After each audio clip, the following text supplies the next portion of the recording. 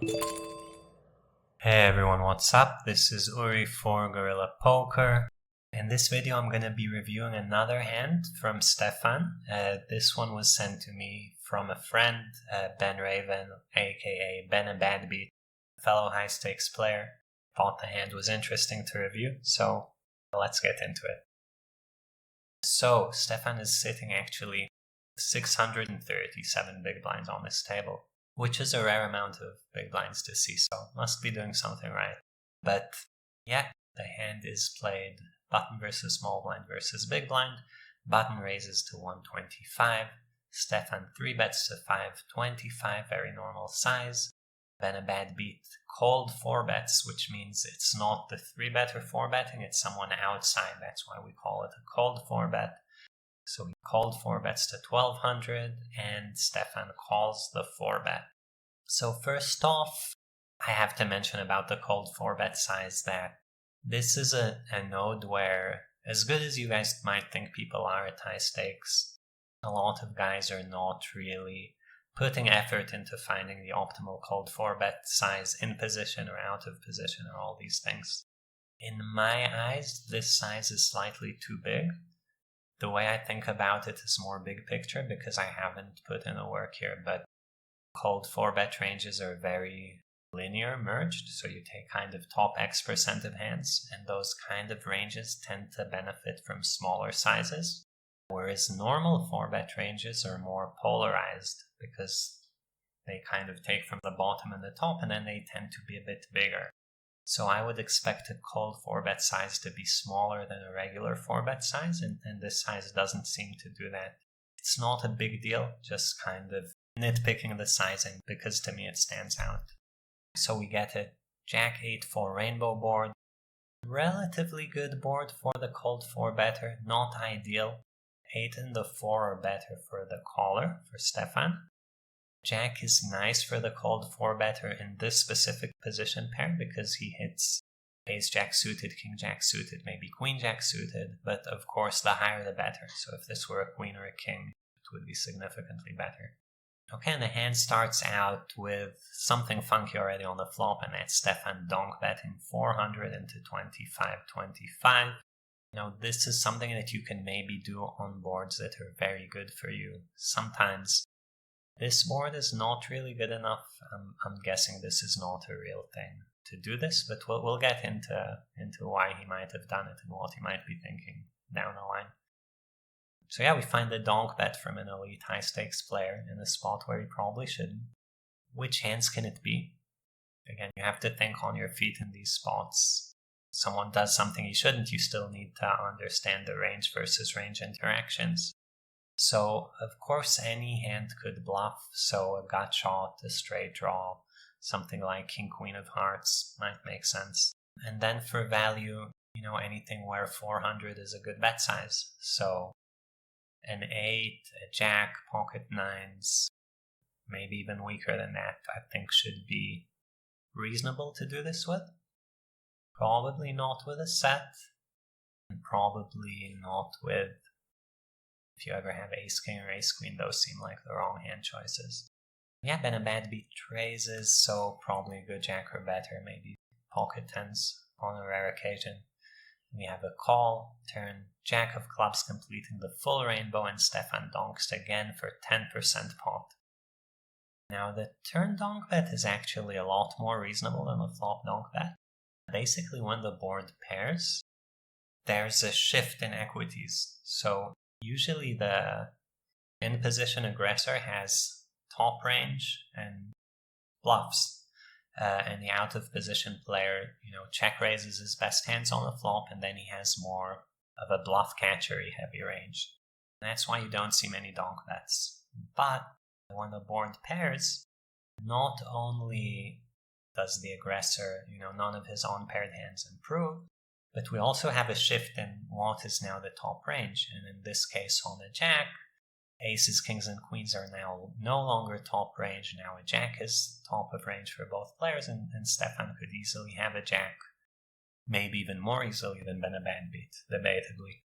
So this makes perfect sense to me. I think this is very reasonable, and then a lot of spots when the board pairs on the turn, firing a small donk bet is something you see happening again with the idea that this range is shifting and you now get to push your opponents out of the pot a bit, deny them some equity when they have ace queen, ace king, king queen, and all these hands. So yeah, then a band beat calls. She should be doing with almost anything. It's a 10% pot bet, tough to fold. River 6 of hearts. Stefan shoves for a bit less than half pot that's remaining. Then a bad beat calls, and we see a showdown. Then a bad beat with ace jack of diamonds. So-called 4-bet in this position configuration every time. Makes sense to raise flop. Definitely makes sense to just call turn when you have such a nutted hand that it doesn't need any protection. Definitely call river. So overall, I think very well played hand. Stefan shows up with 8-9 of clubs, which might seem crazy, but it's not that crazy. So I'll walk you guys through it. So the donk bet on the flop, like I said, it's not something you want to be doing in terms of your range. It's not a GTO play, but 8-9 of clubs fits with a bet size, and this isn't a coincidence. So you don't really lose much EV doing this, in theory.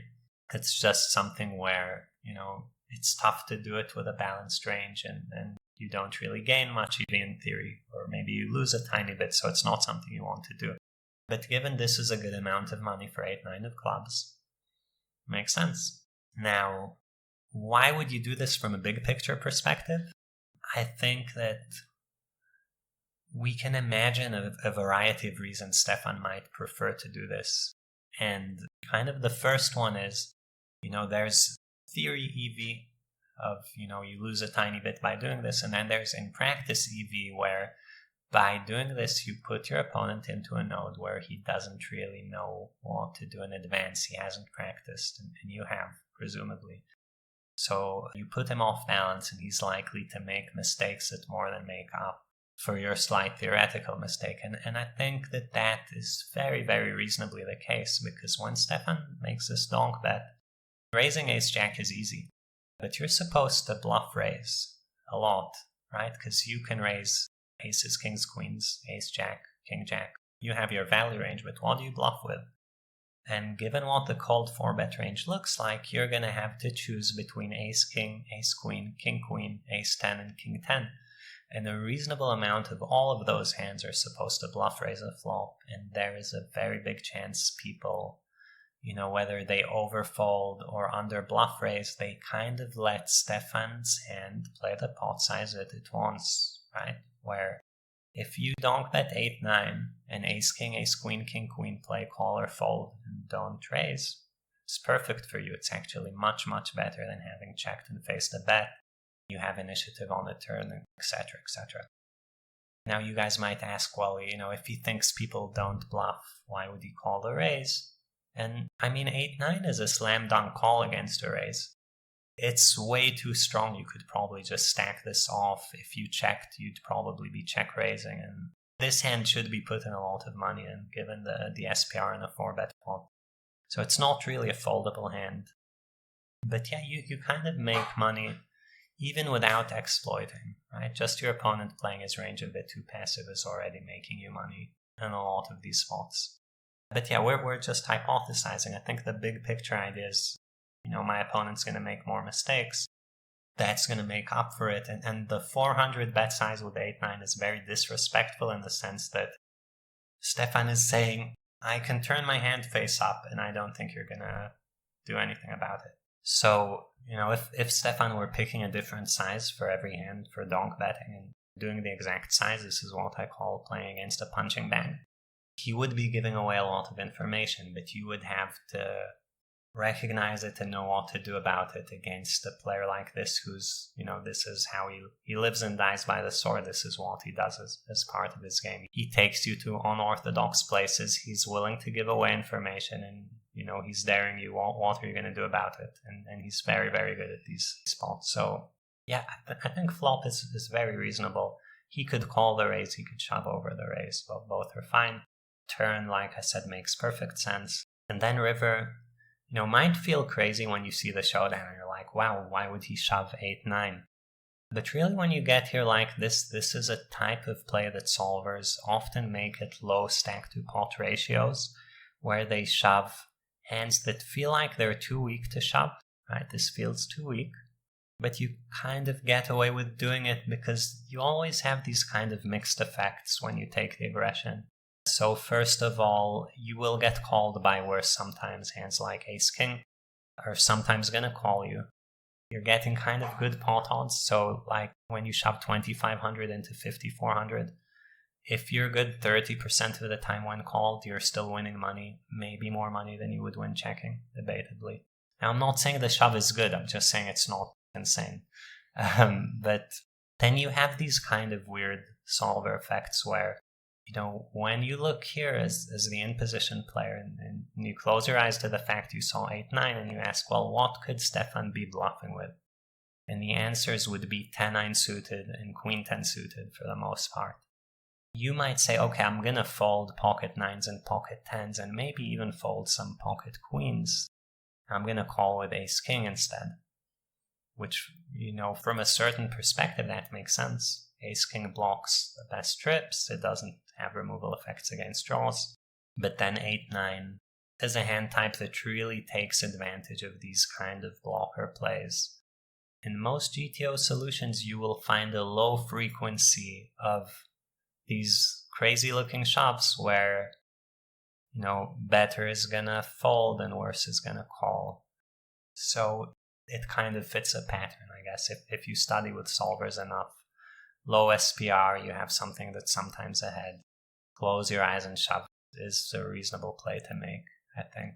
Hopefully that explanation helps a bit. I know the hand looks crazy. Really, the only thing that's crazy about it is the flop donk bet. And given the hand choice, it's not really crazy so much as disrespectful or original. It's one of those spots where the solver wouldn't do this, but the EV difference is almost zero, so it's actually good to do this if you know what you're doing. Hope you guys enjoyed the video. Feel free to send me any hands you want covered. Like and subscribe to the channel, and I'll see you guys next time.